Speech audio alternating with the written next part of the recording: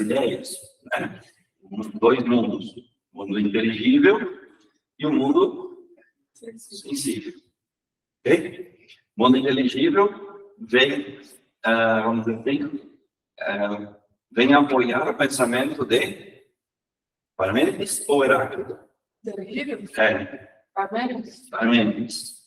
Ou seja, são as ideias que são internas, são imutáveis, são unas. Existe uma ideia de beleza, existe uma ideia de verdade, existe uma ideia de bondade, existe uma ideia de ser humano. Ok? E o mundo sensível é o mundo ao qual se alcança através dos sentidos, né? Todos os sentidos que nós temos, o corpo, vem apoiar a resposta de quê? Ou seja, o mundo é múltiplo, existe movimento, e assim por diante. Tá? As coisas são finitas, elas não são eternas. Tá? Ao mesmo tempo que aí entra a questão do ser humano. Tá? E aí a gente vamos começar hoje um pouquinho. Vamos falar sobre isso aí. Tá? Deixa eu só... esqueci. Tá aqui também.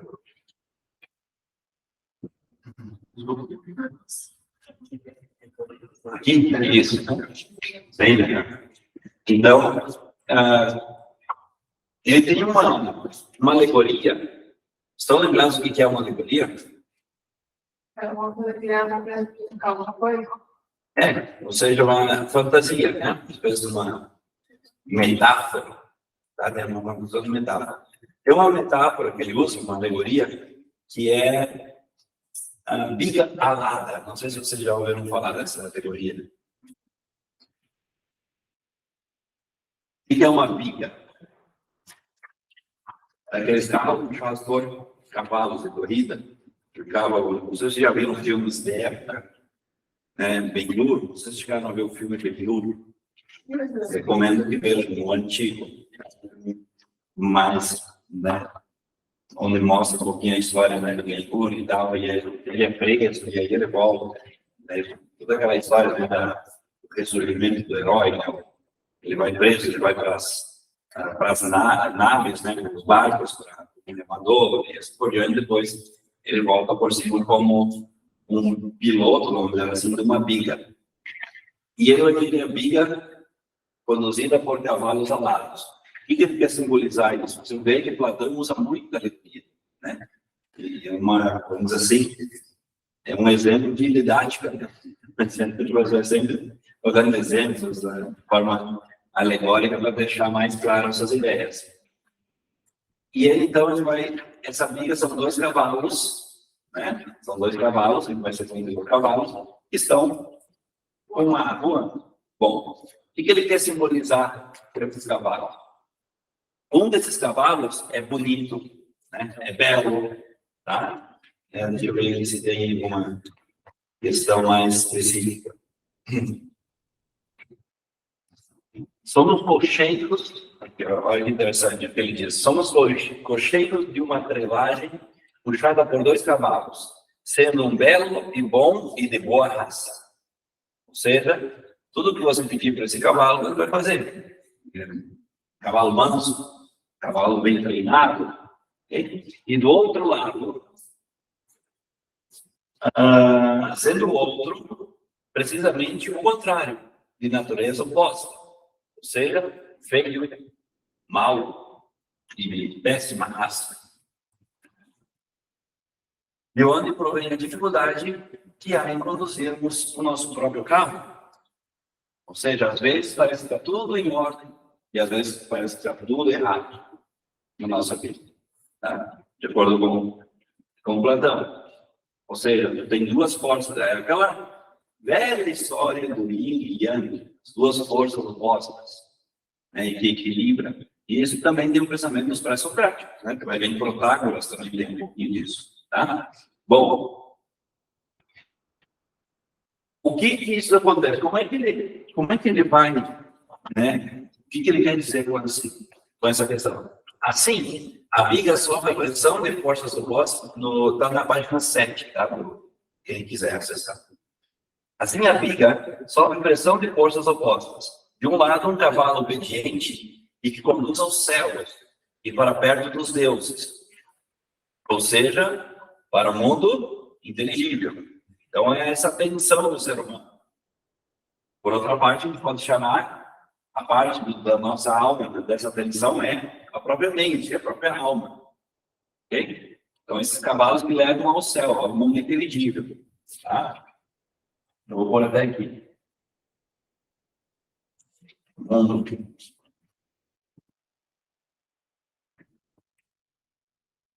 inteligível.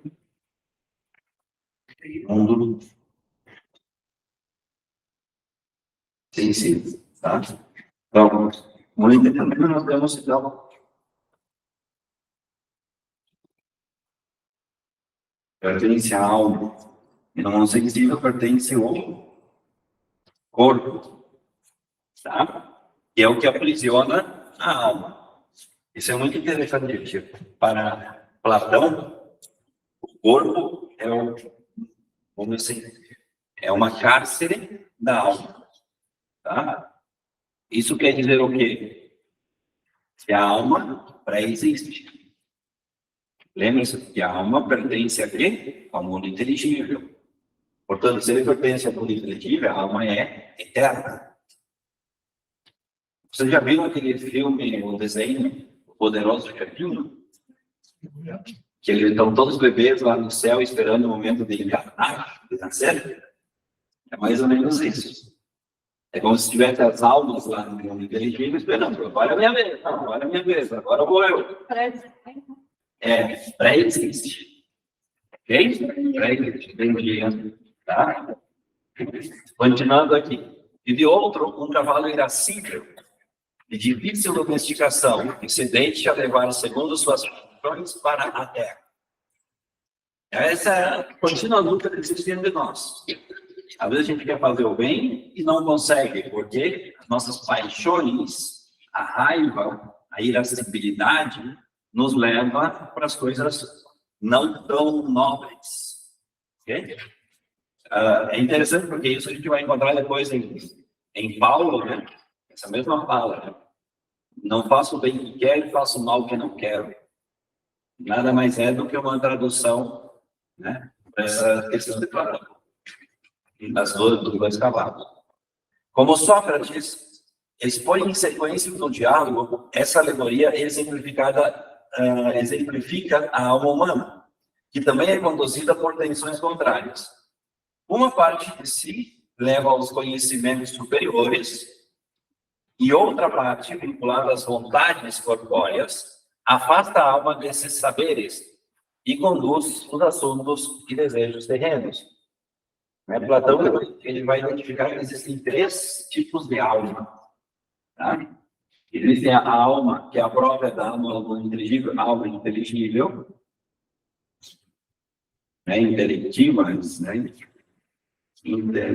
Intelectiva, tá? Inteligível, assim por diante. E aí você vai ter outras almas que pertencem ao corpo, que é a alma, vamos dizer assim, irascível, e a alma compulsivo.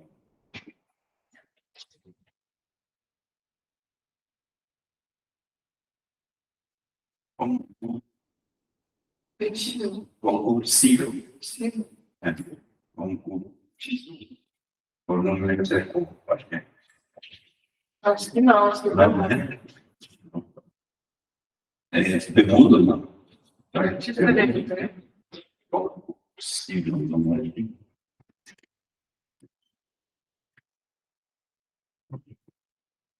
Ah, não, isso, né? Ah, Isso, só que sem acento. isso, compulsivo. Tá? Bom, e uma envolve a questão das forças da fome, quando assim, do alimento, e outras questões sexuais, tá? Ou seja, uma da alma, isso é interessante que ele coloca, qual é a habitação, onde é que elas estão no corpo humano. A alma intelectiva está na mente. A irascível, coração. Compulsível, estômago. Tá? Depois, é interessante, não vem ao caso agora, mas existem algumas outras tradições de outras regiões, onde vão colocar nesta que o ser humano tem 3 tipos de alma. Tá? Que tem um pouco, até hoje, diz, né? Como que o estômago comanda bastante o ser humano. Tem algumas coisas assim, até no nível médico. Tá? Bom, mas não é o caso agora.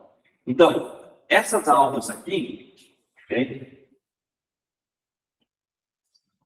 Almas desse tipo, elas vão puxar, então, o corpo para o mundo sensível, tá? Para as coisas corruptíveis.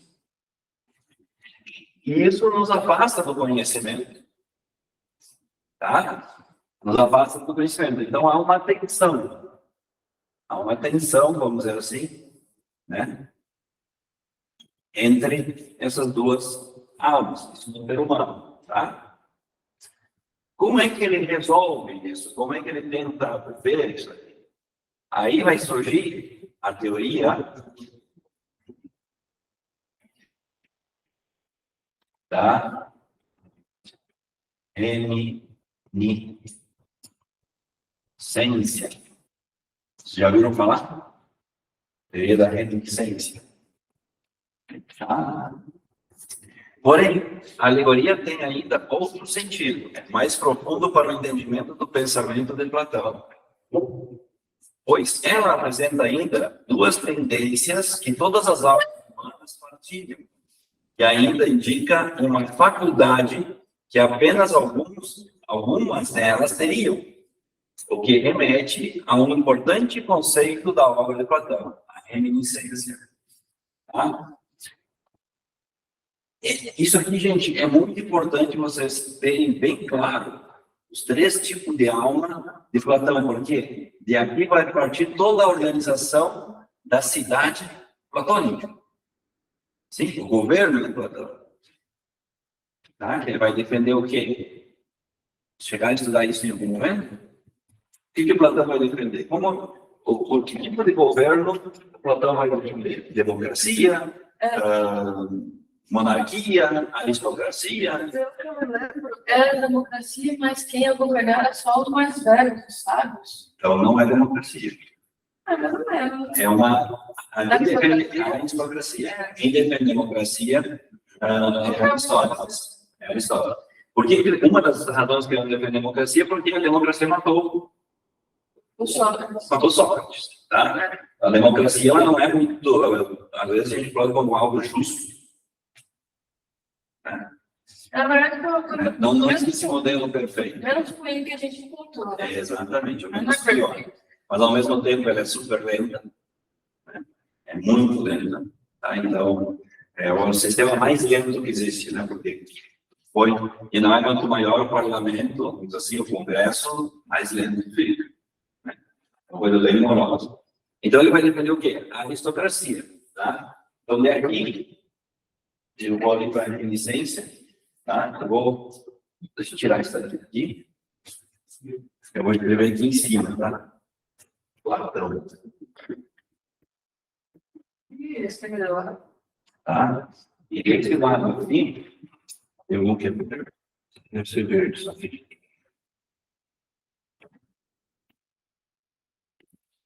Está invertido. Bom.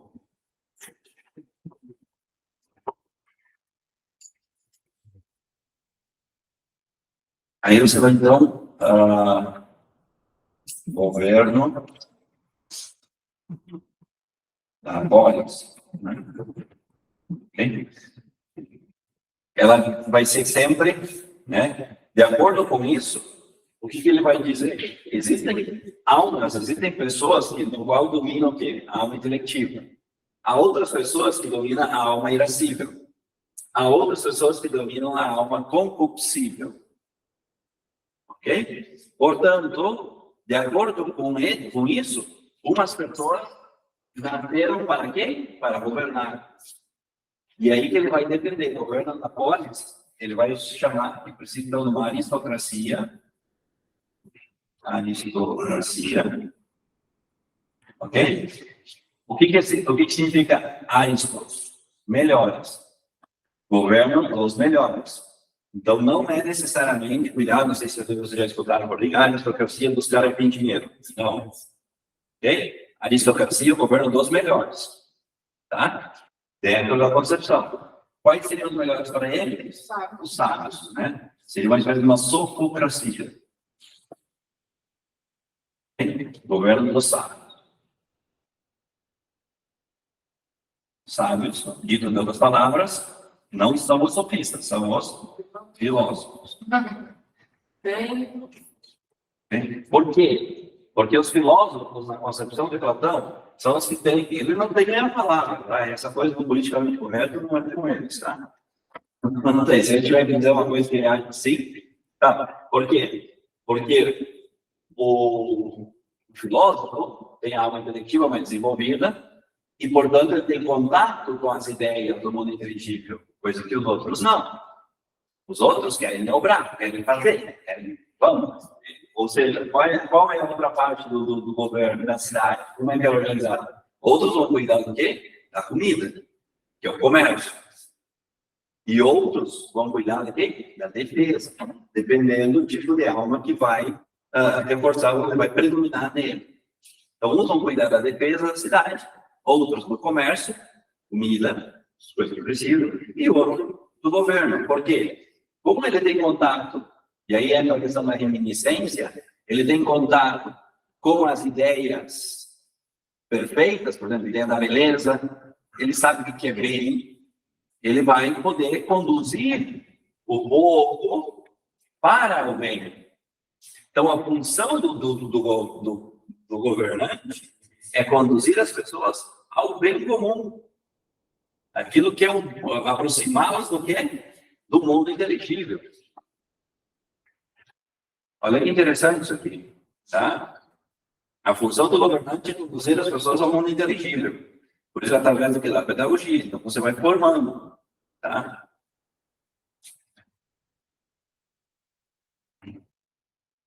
Ok? Eu só ver aqui, tem mais alguma coisa aqui. Agora, o que vem a ser essa teoria da reminiscência? O que é tão importante em Platão? Tá? A teoria da reminiscência, em outras palavras, significa relembrar.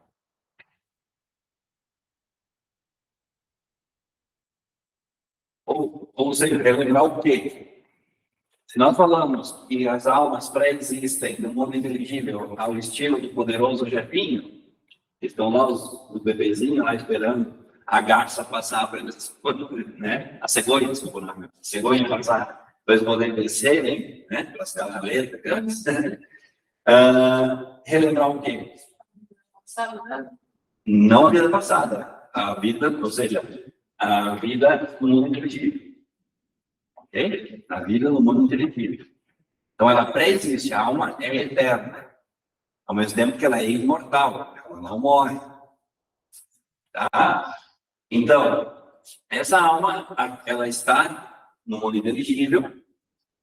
Por isso que ele está com o dedo ali na obra de Rafael, né, lá no Vaticano, apontando para o céu. Tá? E Aristóteles apontando para a terra, para o chão. Então, Platão vai apontar para o céu. A alma habitava lá, teve contato com as ideias. No momento que ela vem, tá? Que ela encarna, ou incorpora, ou é aprisionada pelo corpo, é essa a ideia, a imagem que vai passar, porque o corpo é uma prisão da alma. Tá? No momento que o corpo aprisiona a alma, nesse trajeto do mundo inteligível para o mundo sensível, que é onde está o corpo, aí existe uma outra alegoria, um mito, tá? Ele vai passar pelo rio, vai tomar água desse rio, de acordo com a quantidade de água que ele tomar, ele vai se esquecer mais ou se esquecer menos das ideias que ele tinha conhecido, pré-visto no mundo inteligível. Ok? Por isso, aqueles que se esqueceram mais vai ter um domínio em si da alma irascível ou da alma compulsiva. Aqueles que se esqueceram menos, porque tomaram pouca água, né? Que é o rio do esquecimento, vão ter mais desenvolvida a alma intelectiva. Portanto, é aquele papel. Os gregos, eles acreditavam, isso é muito importante na questão do destino. Essa ideia do destino está muito forte nos gregos. Não existe essa coisa da liberdade, como existe essa noção de liberdade, ela vai ser trazida principalmente no cristianismo. Tá? O mundo grego não tem essa questão de liberdade. O primeiro filósofo, pensador que vai abordar a questão do livre-arbítrio será Santo Agostinho, lá no século IV depois de Cristo. Tá? Antes deles, os gregos era destino, está destinado. Está destinado a cuidar da cidade, está destinado a alimentar a cidade, ou está destinado a governar a cidade. Ok? E isso leva dentro de si mesmo também. Então, dentro do ser humano, há esse conflito aqui entre o corpo, o corpo que quer te deixar te grudado do mundo sensível, deixar você ali, e o intelecto, o inteligível, que quer te levar para o mundo inteligível. Então, há essa tensão, quer te aproximar, vamos dizer assim, ao céu. Ok? Bom, aí o que acontece? Alguns deles, que é novamente outra alegoria, a alegoria da caverna, a alegoria da caverna é riquíssima, alguns conseguem se desprender desse mundo sensível e começam a ver o mundo, sair da caverna, fazer aquele trabalho de sair da caverna. Lembre-se que não é fácil, porque é uma estrada íngreme, eu tenho que sair, né? O cara sai ali a duras penas, tem quase escalar para sair da caverna. Ele consegue sair e ter encontro, então, no mundo inteligível. Ele consegue perceber com maior nitidez e se lembrar das ideias que ele viu no mundo inteligível, que ele conheceu, que ele teve contato no mundo inteligível. Então, e aí é assim que funciona o conhecimento. Então, a teoria da resistência é a teoria do conhecimento. Platônico.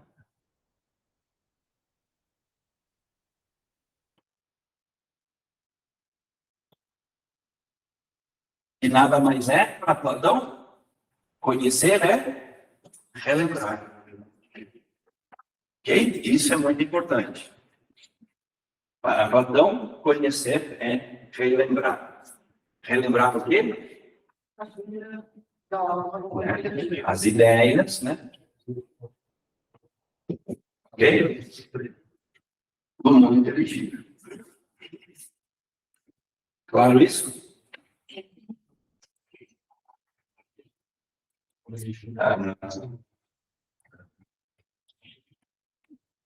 Olha que interessante aqui, né?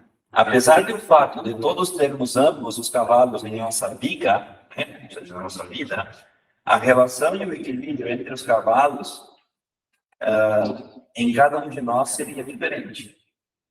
Em uns, o bom cavalo impera facilmente. Em outros, o mau cavalo é senhor inconteste. Em outros ainda, ambos alternam o controle, e assim por diante. O trecho ali, por apresentar ainda outra característica básica da alma para Platão, o fato que ela vem do mesmo plano onde se encontram as ideias perfeitas e a verdade, e que se une mais tarde a um corpo material. Eu tinha comentado isso. É interessante porque o mundo sensível aqui, o corpo vai querer. Lembre-se que a alma inteligível vai poder partir para a questão da verdade. Tá? Portanto, para eu conhecer a verdade, eu tenho que me lembrar das ideias do mundo inteligível. O mundo sensível pertence o quê? É o mundo da opinião.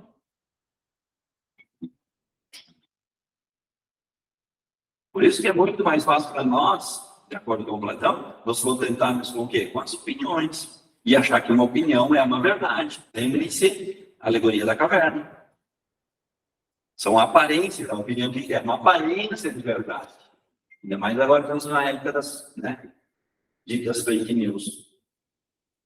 Ok? Como se fossem criadas agora. Né? Ok, gente? Então, esse é o processo, tá?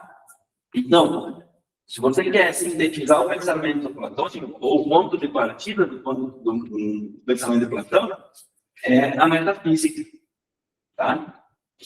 A metafísica de todo autor, tá, gente? Principalmente autor clássico. Metafísica sempre vai partir da metafísica. O que é a metafísica? É o que faz com que a realidade, é como ele explica a realidade do jeito que ela é. E aí vai ser do mundo visível e do mundo sensível. E aí, da metafísica, eu vou cair aonde? Na parte da política, ok? Na teoria da política, né? Teoria política. Ao mesmo tempo, vou cair na questão da antropologia. Ok? Antropologia, que é essa questão interna da política. E aqui eu vou pôr de teoria do conhecimento, que é o neurobiologia. As 4 grandes áreas de Platão. E aí tem uma área que é a ética platônica, que ela está muito ligada também à teoria da evidência. O que é o bem? O que é fazer o bem? Por isso que para Platão, tá? Deixa eu pôr aqui. A ética platônica, né? Aqui a gente pode também ter o conhecimento e a ética. Tá? Para Platão, quem conhece bem faz bom. Ou seja, faz o bem. Quem conhece o bem, sobra.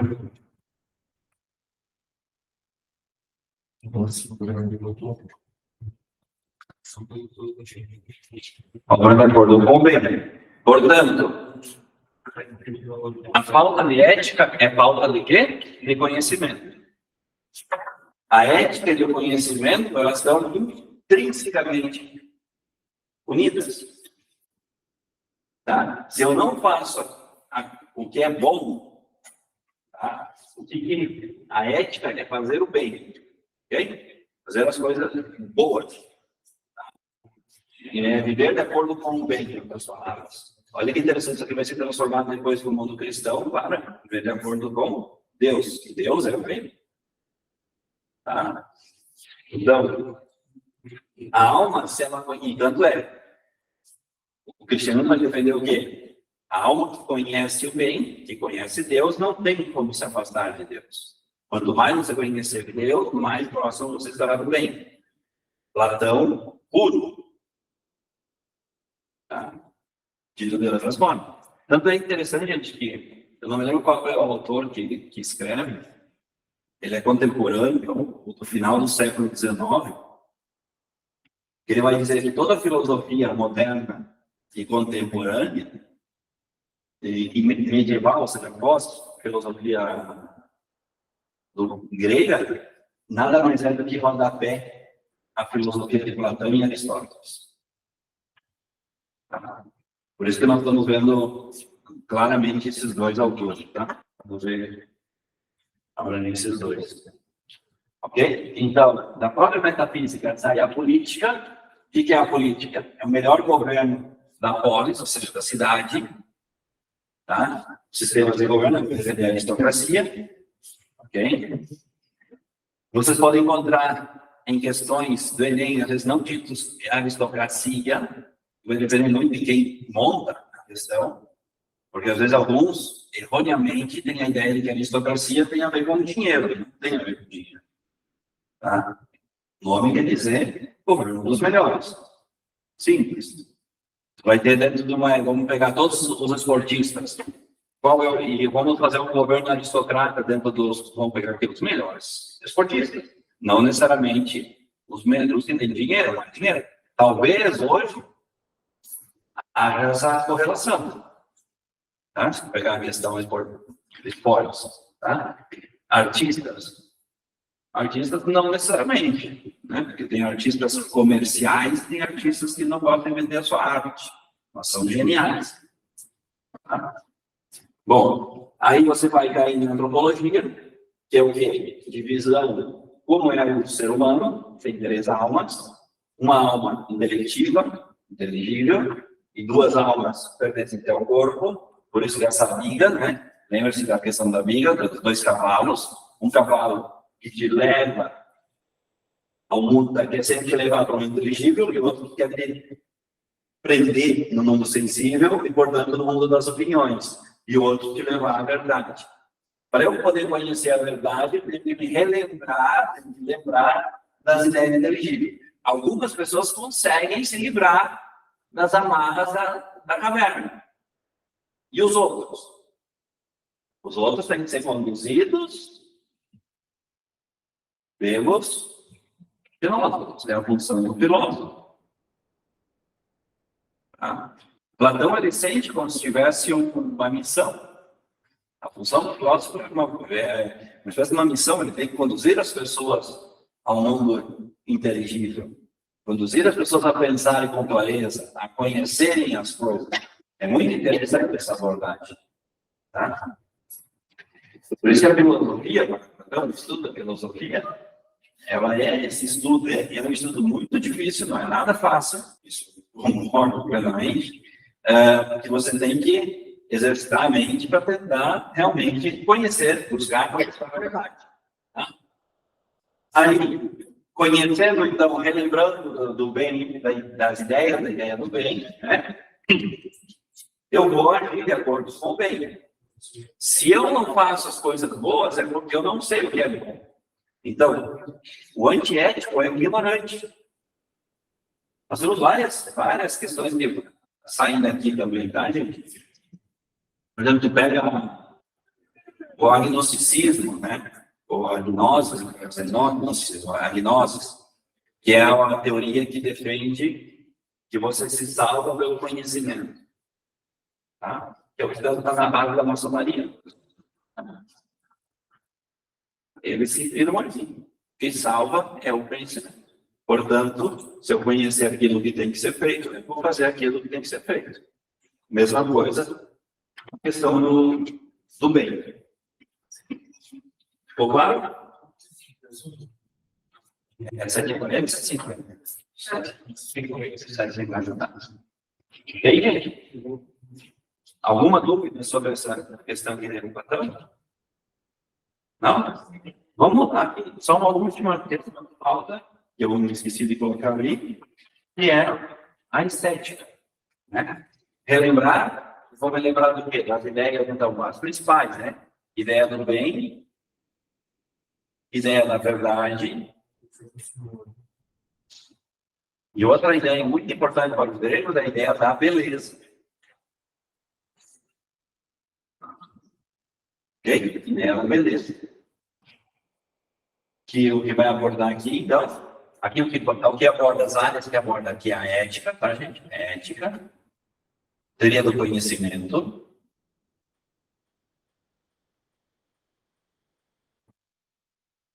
Aqui a ideia da justiça, né, também. Tá? Teoria do conhecimento, aqui estética. Isso é muito... Isso aqui. Né?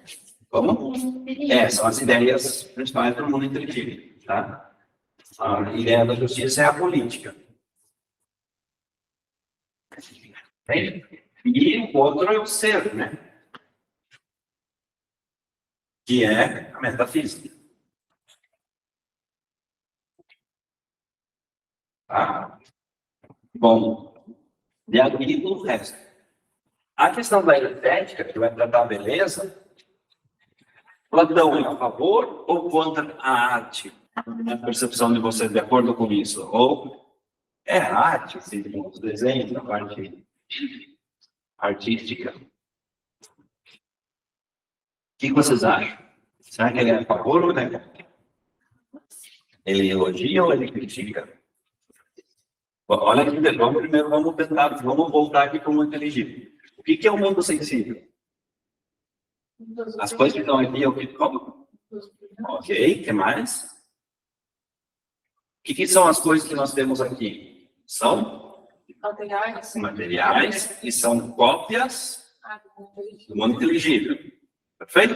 Portanto, nos afastam do mundo inteligível, concordam? E o que é a arte? Seria isso também? Cópias? Cópias do quê? Da opinião. Não, do mundo sensível. O que um artista desenha? Sim? Portanto, óbvio, porque é cópia da cópia. Entenderam? Como é cópia da cópia, a arte nos afasta do mundo inteligível. Para Platão. Se ele tem ali o quê? Teoria. Que é a teoria do conhecimento. Tá? Ele é o primeiro grande filósofo que tem o que se chama filosofia esquemática, sim, sistêmica, vamos dizer, para falar sistêmica.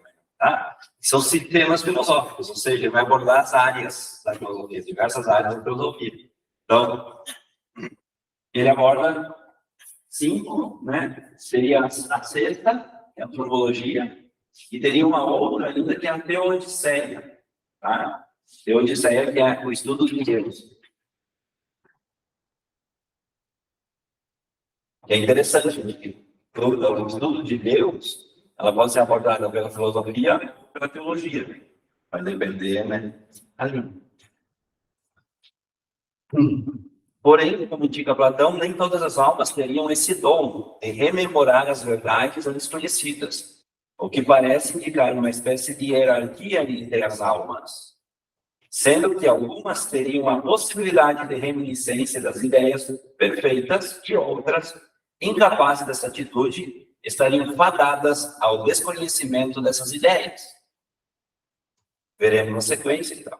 Ok? Então, as pessoas no qual, né? Ok? As pessoas no qual dominam isso aqui, né, se afastam. Então, o artista, para Platão, ele está afastando as pessoas da estética, a arte. Ele critica fortemente. Por quê? Porque é uma cópia da cópia. E costuma cair coisa assim, tá, gente? Fazer comparação. Aristóteles não, mas Aristóteles vai elogiar. Para Aristóteles, a arte é como qualquer outra coisa. Tá? Não tem nenhum problema. Mas para Platão, ela afasta, porque é cópia da cópia. Ok? Ou seja, é cópia das coisas do mundo sensível que já estão uma cópia do mundo inteligível. Portanto, está me afastando do mundo sensível. Tá? Onde vocês vão encontrar essa teoria da reminiscência no livro Menon, tá? Menon, do próprio Platão. Tá? Menon, acho que é isso. Menon. Deixa eu ver o que tem mais aqui para a gente, se me falta alguma coisa.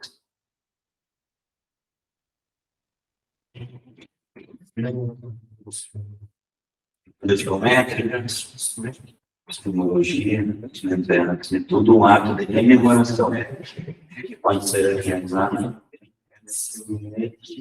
E aí, tem outro livro, né? Também é muito pequenininho, não é tão longo, mas que é O Banquete. No banquete, ele vai, que é realmente a questão do banquete, ele vai falar sobre a beleza e sobre o amor. Tá? Interessante esse textinho, né? Um diálogo.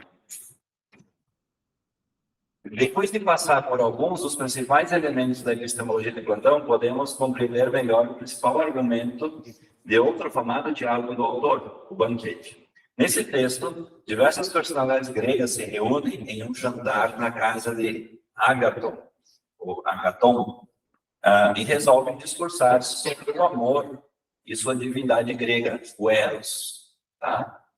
Banquete. Aí entra a questão, o amor platônico. O que é esse amor platônico? Então, se fala por aí. O que vocês entendem por amor platônico? Porque é um amor impossível de acontecer. Por quê? Porque não tem reciprocidade. Por quê? do vou dirigir esse amor. Por ideia, né? É uma ideia. E o que é esse amor do mundo dirigir pertence a quem? Ou seja, de que forma que ele é? Como é que ele é? Ele é perfeito, é imperfeito? Perfeito, né? Amor perfeito. E esse amor Não existe. É idealizado. É o mundo, né? Assim, em vez de diálogos com falas, existem pessoas realmente que têm uma predisposição a idealizar o amor, a idealizar não só o amor, tudo, a vida, né? Então, coisa, minha vida vai melhorar, tá? É bem interessante, algumas formas de tentar. Assim, em vez de diálogos com falas mais breves, como é comum nos textos de Platão, essa obra é caracterizada por uma espécie de discursos mais longos, que cada um dos presentes realiza em homenagem à divindade do amor. Porém, o modelo dialético persiste. Entre cada um dos diálogos, são notáveis as oposições de ideias e a argumentação que fazem menção, crítica ou elogiosa, aos apontamentos de outros participantes. Merece destaque em todos esses discursos o da personagem de Sócrates, que também aqui representa a posição filosófica de Platão. Em seu discurso, Sócrates opõe-se aos comentários levantados por seus colegas de banquete e define o amor como a busca por aquilo que está ausente. Essa é outra questão. O que é para Platão o amor? Buscar aquilo que nos falta, que está ausente. No momento que tu encontrou, tu deixa de amar. Nossa. Não sei se se entenderam a questão. Tu busca aquilo que está ausente, aquilo que te falta. Vou dar um exemplo. Uma vez, não sei o que aconteceu com vocês, tá? Tinha uma adolescente e ela era apaixonada por um menino, gostava do menino. Só que o pai e a mãe não gostavam desse menino, não queriam, não apoiavam essa relação. E aí ela, para bater de frente, para o desafio, né? Faltava o quê? Faltava a aprovação do pai e da mãe. Então ela disse, não, eu quero isso, né? Eu gosto dele, quero ficar com ele. E aí foi. Chegou um momento que o pai e a mãe disseram, tá, ficar brigando é perder tempo. E aí ela fugia, ela fazia duas coisas para se encontrar com esse menino. Né? E aí, de repente, os pais apoiaram. No dia seguinte, ela terminou o namoro. É mais ou menos isso.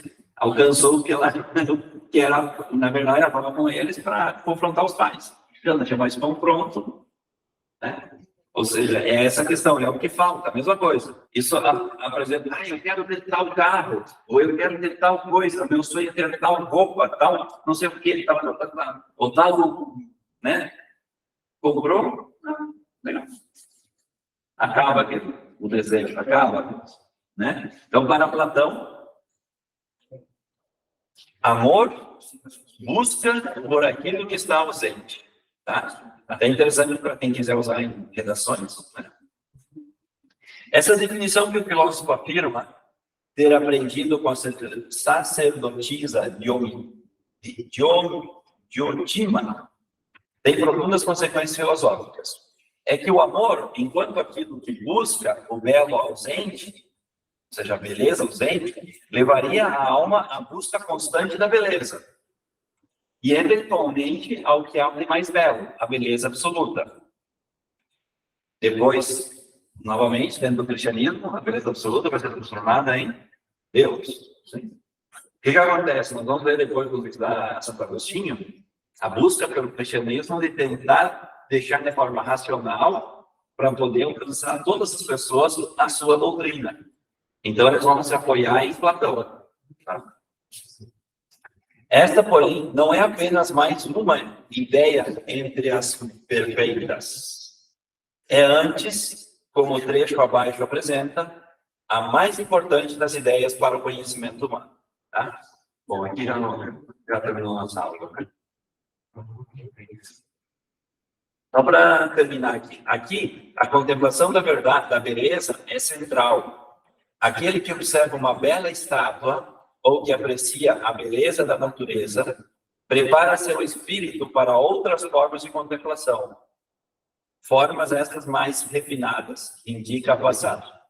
Isso, inclusive, indica para a importância da arte e dos meios de exercitar o amor e a contemplação frente ao belo. Então, uma das formas de eu poder sair do mundo, vamos dizer, da caverna, é a contemplação da beleza, tentar contemplar a beleza, porque isso me leva, então, ao mundo inteligível, tá? É uma das ideias. Ok, gente? Sim. Semana que vem nós não temos aula, tá? Aí daqui a 15 dias de novo. Isso foi esse mês que está meio estável agora na realidade. Daí, semana que vem, daí depois, a partir de junho, conversei com a prof. Mirella, que é coordenadora, para a gente ver uma forma de recuperar essas aulas, senão vão ficar bem defasado.